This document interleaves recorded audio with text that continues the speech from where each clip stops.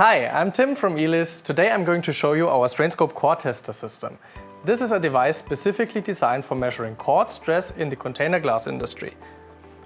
In order to measure this, we need our cut cord rings that are taken from the cylindrical part of the bottle and then cut into small rings.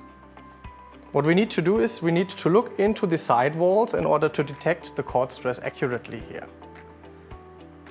For doing this, we need to use immersion oil in order to compensate for the surface roughness of the cut rings.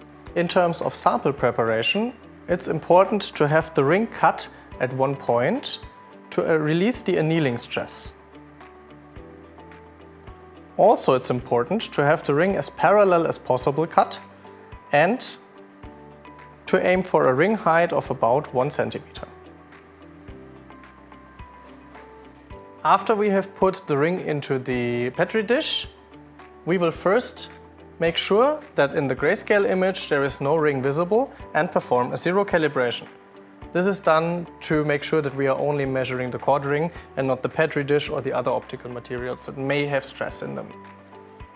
Now I'm moving the Petri dish a little bit to the south and I can see the ring entering the image. The first thing you want to do is make sure that the ring is in focus.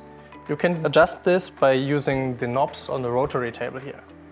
By turning them, you can get the ring into focus and make sure, looking at the grayscale image, that the ring edge is in focus for the measurement. The actual measurement itself is performed by turning the ring while simultaneously looking at the result values down here. The color coordination on the screen can help you as well with identifying the areas where there is stress present. Blue areas are shown compressive stress, green areas are showing zero stress, and red areas are tensile stress. This is what we are looking for in this measurement. Now the measurement is performed by simply turning the ring, looking at the screen, and at the same time making sure that the ring is always positioned at a horizontal alignment in the image. If you have found your highest point of stress, again make sure that the position of the ring is correct. This means the stress ring is always at a horizontal orientation within the image. After you have found your position, you simply save the measurement and you are done.